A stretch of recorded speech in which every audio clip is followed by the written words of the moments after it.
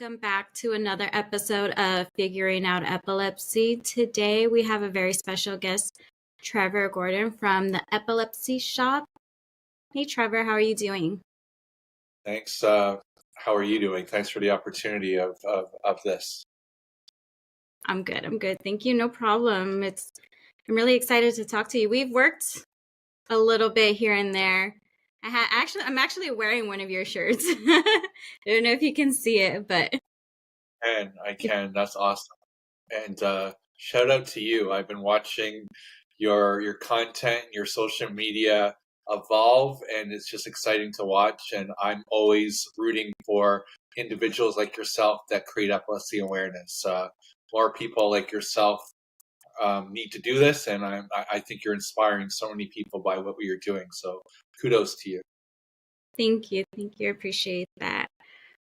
Well, let's go ahead and get started with we want to kind of talk about was Marcus Charles and that whole situation. Do you know, have you heard from him or have you talked to him? I talked to him, I'd say a month or two ago, because we issued out a press release recently giving an update on our petition. And he was quite grateful for all the 5,000 plus that signed that petition. And we've connected him to some media opportunities. I think he's still overwhelmed with this situation. And as a reminder to your viewers, like, he's waiting to go to court. He's been charged. Like, so it's not just the fact this man was tased. That's a horrible situation as that alone. But it's also the fact that he was charged with multiple counts of assault. So he's actually waiting to go to court.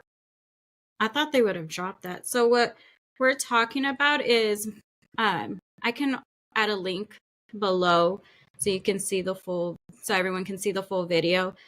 So Marcus Charles was at his shift one Sunday afternoon and he had a seizure. And then as one is, they're disoriented. He was walking around disoriented, not knowing what's going on. The police come, they tase him. They're very forceful with him. He ends up with, I believe I read, injuries with his wrists, his arms, his face. He was just so beaten up. And you said he was charged with assault as well. I thought they would have dropped that though.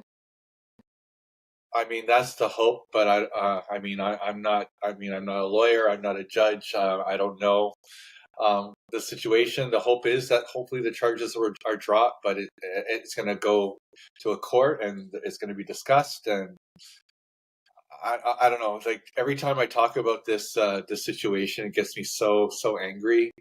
I work in an epilepsy organization. I see seizures every day.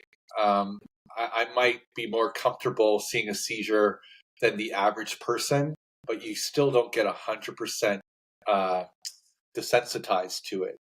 But that being said, I mean, with my job, it comes with the territory. If someone has a seizure in front of me, I make sure I push couches out of the way, chairs out of the way. If I can put a blanket or a pillow underneath someone's head.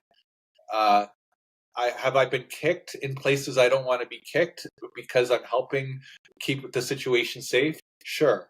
But then I lash out at the person because of it? No.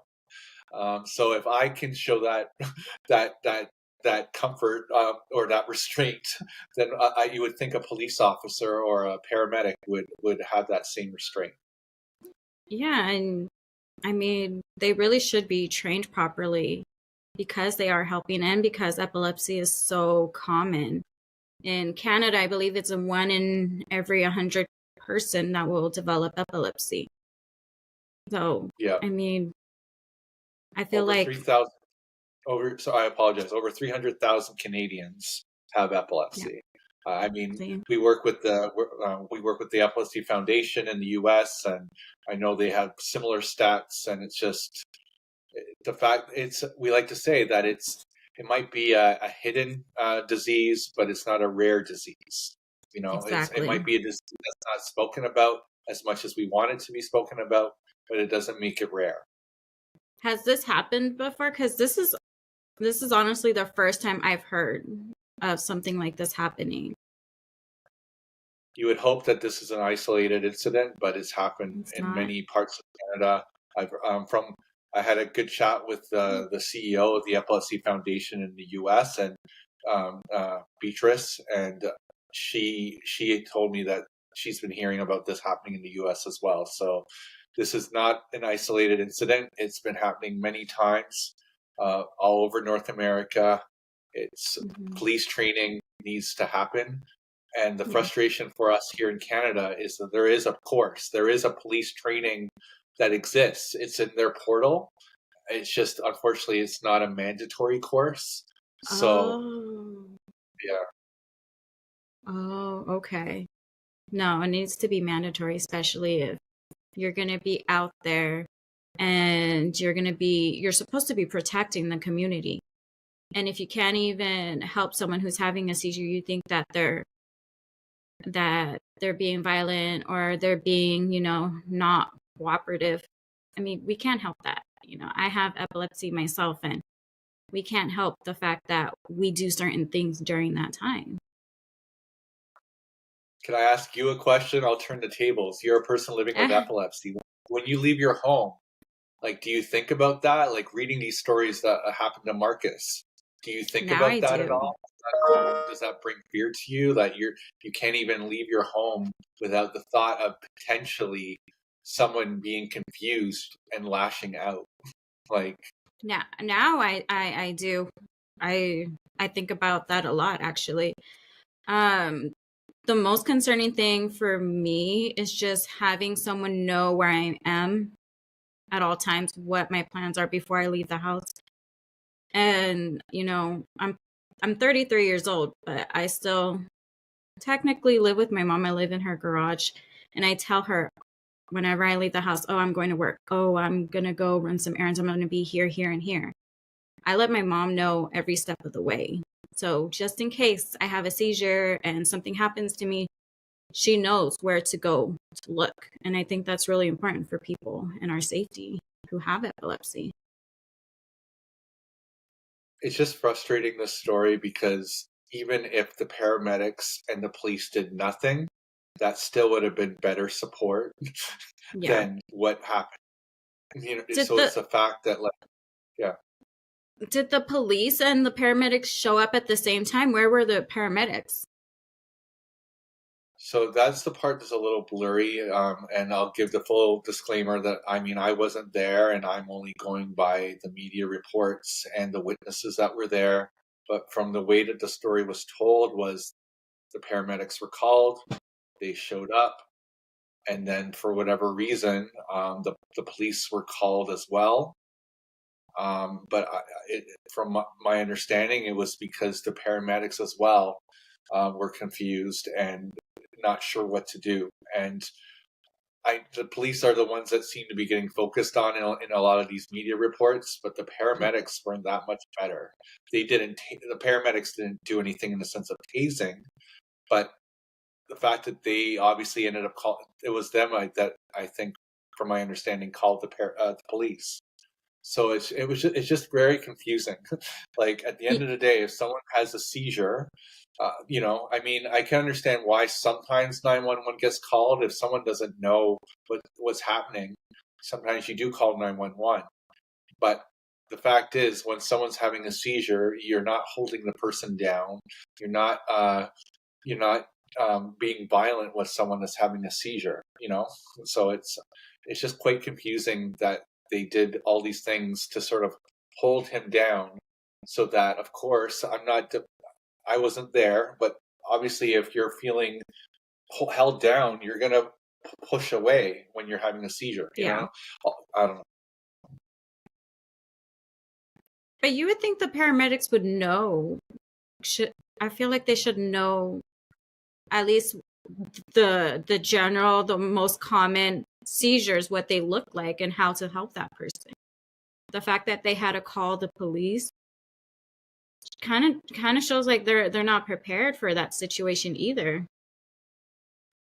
Yeah, so this for sure. Again, that's why we're being careful with how what we're doing on our side. Like we're treating this as a teachable moment.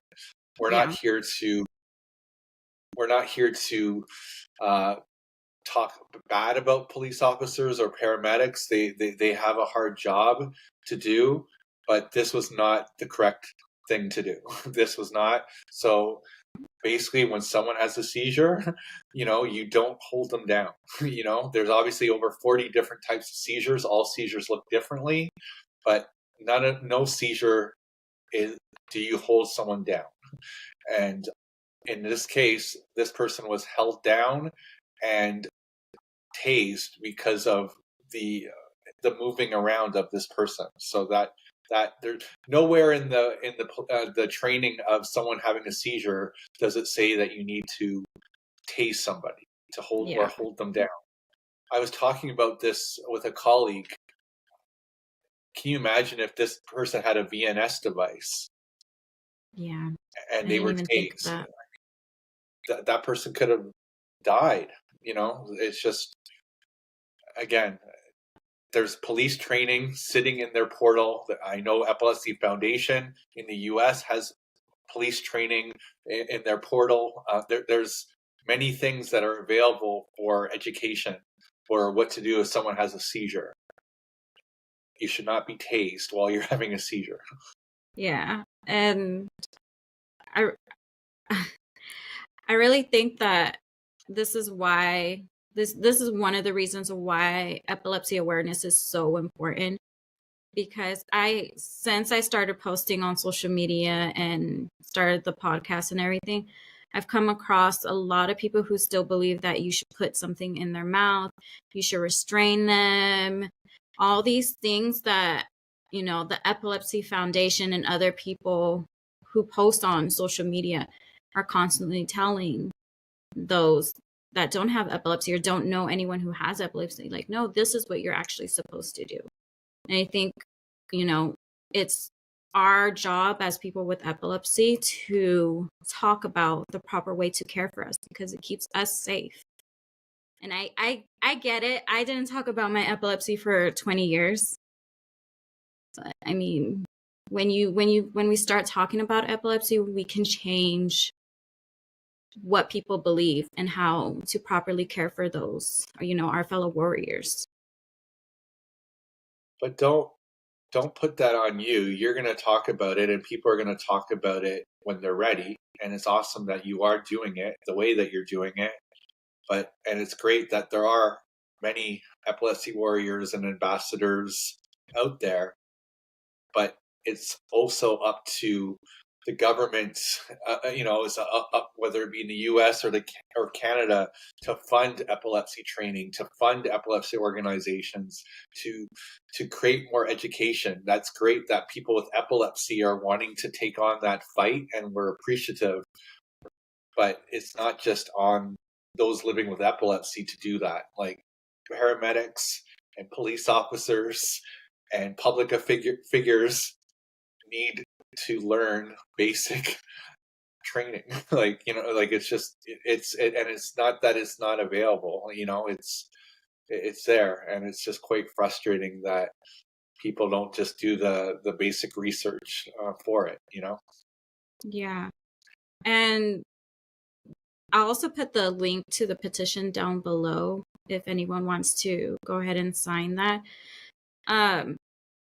So for the petition, it's really just about making the training mandatory. Is that correct? Yes. Thank you for that question. So basically, it's to draw attention to a fact that there's a course that's sitting in the police portal. So there's, we're talking about here in Canada, there's multiple police organizations across Canada, but they all have access to this one portal. And in that portal is this specific police training that actually you can read up about about the training on the Canadian Epilepsy Alliance website. But this course was actually designed by a police officer who has epilepsy. Wow. So it was actually designed by a police officer with, working with the Epilepsy one of the epilepsy organizations, and it was put together, and it's sitting in their portal, the police portal. But the problem is that it's not a mandatory course. Think about when we were in school, in high school. What course? What assignments would you focus on? The ones that were mandatory or the ones that weren't mandatory? Of course, there was always the keener student that would do certain assignments for bonus credit, right? But Yeah. unless a course was actually mandatory, I don't think we all would focus on those courses. Yeah. So that's what we're doing with this petition. We're trying to get people to draw attention that this course has to be mandatory. Yeah. Yeah. You have a point there. We only focus on what's mandatory. I mean, I'm like a great example. I won't waste my time unless it's mandatory. But yeah, we definitely need to change that. And I think it goes for all. I had to explain to my dentist what to do if I were to have a seizure. I don't know if that's not part of their curriculum, but I feel like because it's so common, everyone should be trained with epilepsy, and it's not just for police officers. They're getting the heat right now because of what went down, but it should go for everyone, teachers as well, people who work at the school. Yeah. Yeah, it's just like I said, like it's just frustrating to me because, like, I mean, there's zero reason why this person should have been held down, let alone tased. So Yeah. that's what's frustrating. And then add to the fact that now he's charged with assault. So they knew he has epilepsy. They know it was a seizure. They know it was not in his control. The person did not mean to, react. Yeah, I mean, and I feel so bad for Marcus Charles and his family. Like, to the fact that all that happened on top of being charged with assault. Like,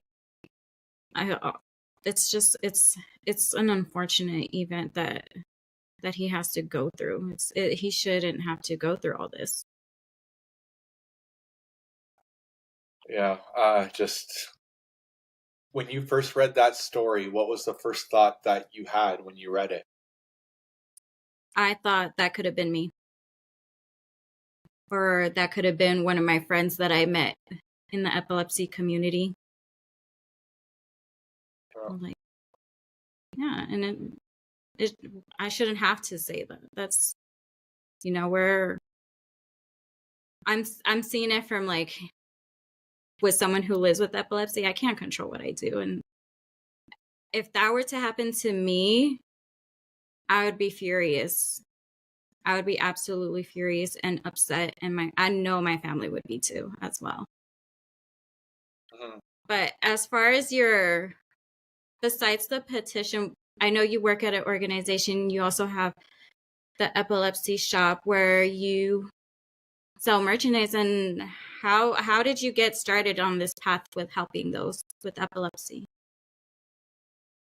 Well, so I've been in the epilepsy community for close to 8 years now. I work at a local agency called Epilepsy South Central Ontario, which then got me connected to the Canadian Epilepsy Alliance. And the Canadian Epilepsy Alliance is the umbrella of about 24 epilepsy organizations across Canada.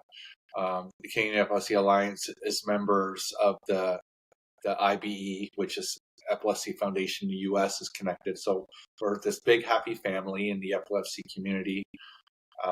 And then, so basically, that's how I work with the Canadian Epilepsy Alliance. The epilepsy shop, that was inspired. We created that in November of 2020 because the reason why we started that was we found when we would Google epilepsy merchandise, and there's some good stuff out there, Etsy websites and different things like that. But what we also found were there were a lot of stores that would be selling merchandise, but it wasn't actually going to support clients that actually have epilepsy. So we wanted to create an online clothing store that you can buy merchandise in Canada and the US, where 100% of the proceeds actually keep programs and services free for clients that have epilepsy. Because we don't make a profit on that. It fully goes into programs and services for clients that have epilepsy. So that was the reason for it, and also we wanted to add more options. I love purple. I love purple, and you think about purple and epilepsy, that's our color. But also people want other options. You're wearing a black shirt with I'm white. wearing a I think black there might be one. a little. Yeah, you're wearing There's black, but there's a little purple there. Yeah, I see that.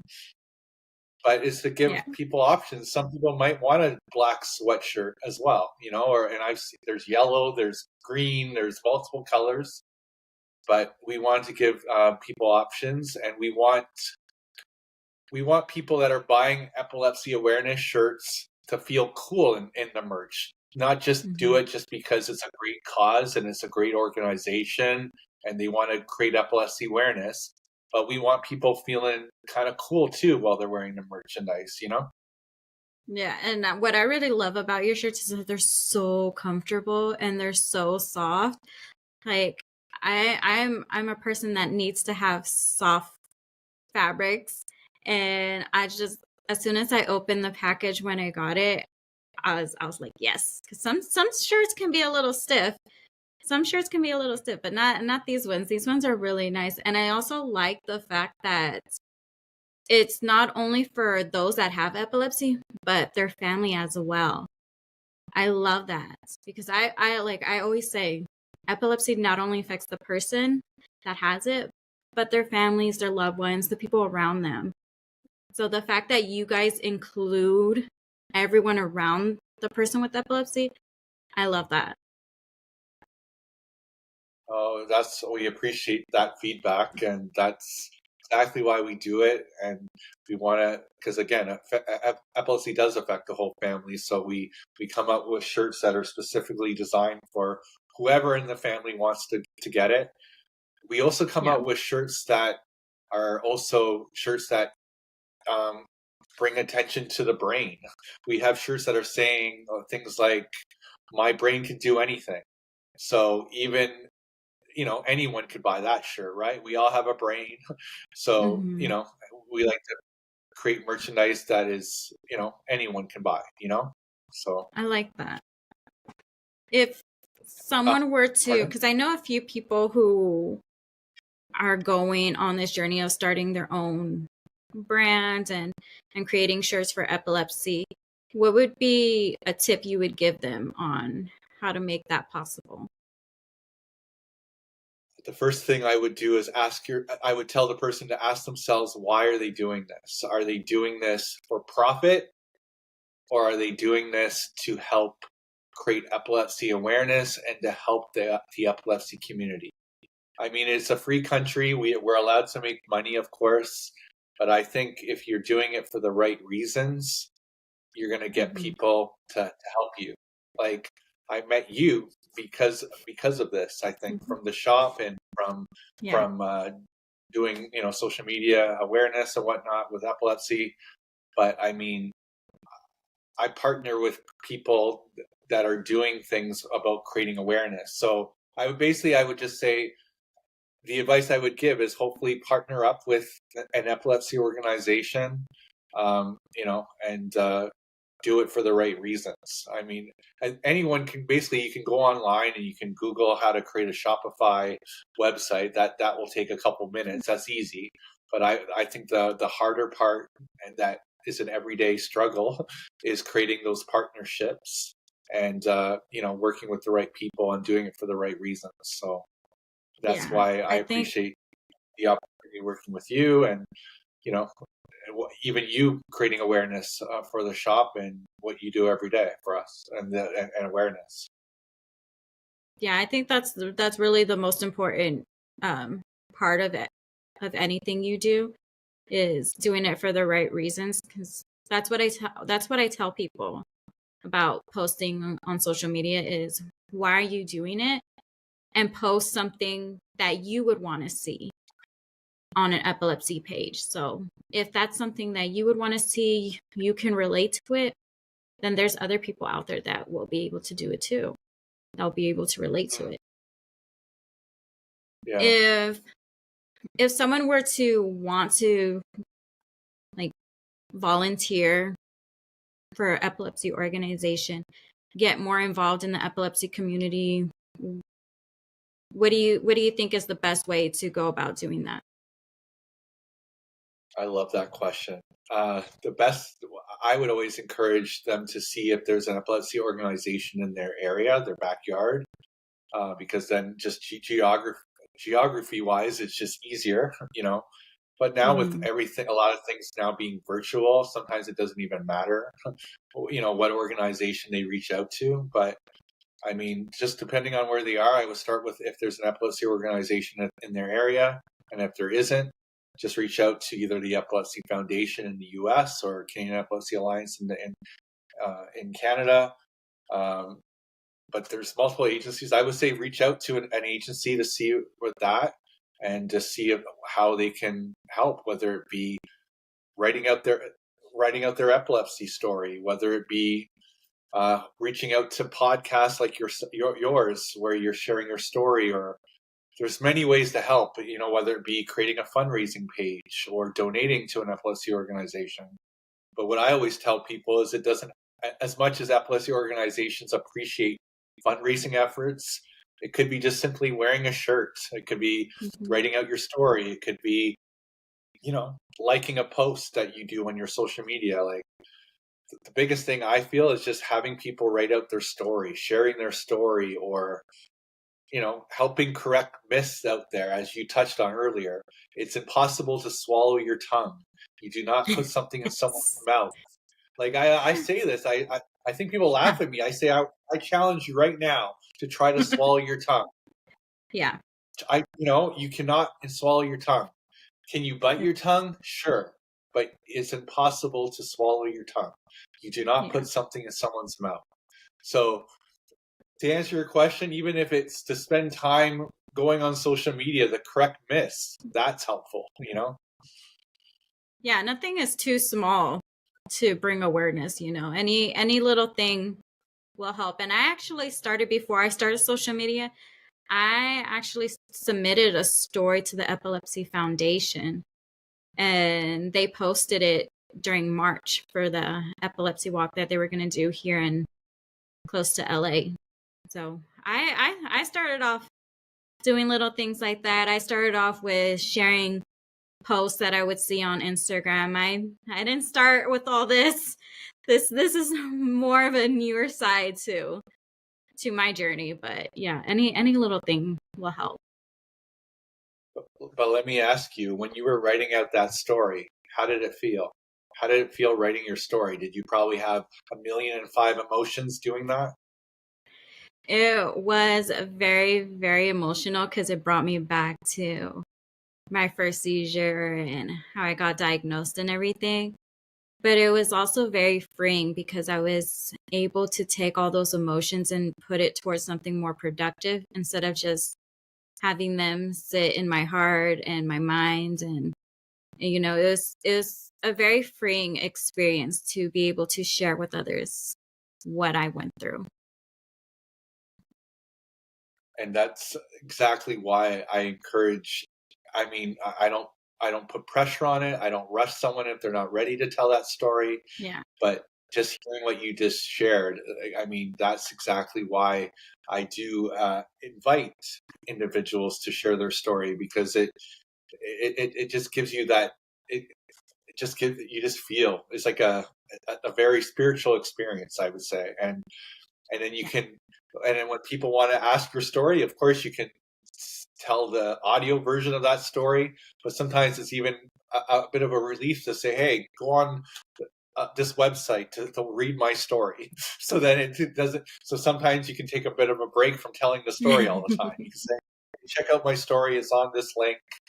And when people are reading your story, it might inspire them to share their story, because that's what's happening here. I've been working with many of our clients and saying, hey, would you like to write out your story? Would you like to have me interview you and tell your 5-minute version of your story? And at first they're hesitant, but once they tell it, they feel like a weight off their shoulders. You know what I really thought when I was writing down my story too?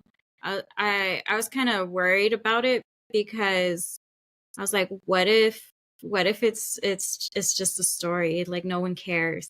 So I think also people might have that in their head, but your story can help anyone. It can help so many people. It can help a certain individual that is going through what you're going through. And if anyone ever wants to come on my podcast and tell their story, they are more than welcome to come. All they have to do is ask. Instagram is probably the easiest way to get a hold of me, because I'm always on Instagram. So you can DM me. I'm more than happy to allow people to tell their stories, and you never know whose heart you can reach. And I would say too, don't feel pressure that it has to be like a novel, like I've read epilepsy stories that are 1 paragraph, and I've read stories that are 100 paragraphs. However you want to tell your story, whether it be writing it down or, putting yourself, hitting record on your phone or your iPad, however you share your story is how you share your story. And there's no right or wrong of how to share it. And just know that when you're sharing your story, it's going to inspire somebody else, and it's going to bring attention to something that isn't getting spoken about enough, so that's exciting to watch. That even again, what you're doing with your social media platforms, with this podcast that you're doing, like, it's so awesome to watch this, because the hair on my arms are sticking up, giving me goosebumps, because you're helping create awareness on something that needs to be spoken about. We always hear about other conditions a lot, and those are just as important. But epilepsy is just one of those conditions that just for whatever reason just doesn't get spoken about a lot, and that needs to change. Yeah, we definitely I think we're getting there, because it's a lot more now than it was when I was growing up. I didn't know anyone that had epilepsy, but now I have a whole support team behind me that also share their stories, and I'm gonna have someone soon to share their story as well. So yeah, it doesn't have to be like everyone else's, like you were saying. Like, my first episode is how I got diagnosed with epilepsy and why I started the podcast. It's probably one of my shortest episodes to this day, and it's probably going to remain like that. It doesn't have to be some elaborate novel, like you were saying. Our story is unique to each person, and you just got to speak your truth. And one thing I'll say to everyone is, there's Epilepsy Awareness Month here in November in the USA. There's Epilepsy Awareness Month in Canada during the month of March. Purple Day is on March 26th, which is a date that the whole world comes together to talk about epilepsy. There's an International Epilepsy Day in February. But as I say, there might be multiple dates and different dates, and it might even be a little confusing for the average person. But just know that epilepsy should be spoken about every day, not just during a specific month, but just to know that regardless of the country you're in, regardless of the date, it's important to talk about epilepsy as much as possible. And you have no idea how much you're helping somebody by talking about it. Exactly. And I could always create a post for all those days, so we can have a reminder and stuff, and then continue to talk about epilepsy every single day as well. So even just sharing, like, you come across an epilepsy post, even just sharing that, you're talking about epilepsy. Yeah. Well, I think it's great, and that's why I think it's really great what you're doing. Your social media posts are always great, and what I like about your social media is that it's accurate, it's correct, and it's positive, and it's inspiring, and so. And what actually segues even back to the shop is that we have shirts that say "Screw Epilepsy," but we also have shirts that say I love somebody with epilepsy and I'm a purple warrior. So, because there's some days where you feel like, you know what, screw epilepsy. But then there's other days where you're like, you know what, I have epilepsy, but it doesn't define who I am. It doesn't stop me from what I want to do today. So, we have shirts for all feelings, so. Yes. Yes, you guys really thought about it when you were creating your shirts. I did see that. And I have another shirt, the purple one that says Dear Epilepsy. Oh, Yes. that one gets me emotional. And yes, and I appreciate that you brought that shirt up because that's actually one of our top sellers because people want to say literally it's a letter to epilepsy and Yeah. so it's literally I feel you have your screw epilepsy camp and then you have your dear epilepsy camp and then you have your purple warrior camp and then of course you have your supporters that say I love somebody that has epilepsy, so we make sure that we have a shirt for all types of feelings because not everyone has that feeling of screw epilepsy. Oh, I did. I did. So I definitely get when you're feeling like that, and and honestly comes and goes. Just depends on the day, really. Like, and your shirts, the fact that you thought about everything that, oh, when you have that a screw epilepsy feeling, or you just as simple like as the purple ribbon, like my shirt has. You guys really thought about everything. I love that. And we should come up with a contest to give out a shirt maybe for a future episode if you ever want to do that. So I mean, um, just I can't think of the contest now, but just to know, put it on our to-do list that if we ever connect again for a future episode, that we could do a contest to give out a shirt to one of your viewers.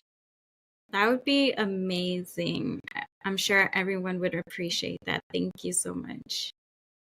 Problem. So yeah, no, I really appreciate this opportunity and thank you for drawing attention to a shop. Um, and but more importantly, the petition, and again, even more and more importantly, just creating epilepsy awareness. Like what you're doing for this epilepsy community is, I can't put enough words to that. It's really, really, really amazing to see what you're doing. So keep up the great work. Thank you. Thank you. And I'll have all his links down below. I'll also have the petition down below and a link to the Marcus Charles story. I'll have everything linked in the description box so you guys can check all that out. Definitely go follow him on the Epilepsy Shop. Follow the Canadian Epilepsy Alliance. They're an amazing organization. So thank you so much for being here. Thank you. Thank you for this opportunity, and thank you for what you do. All right. I'll see you later.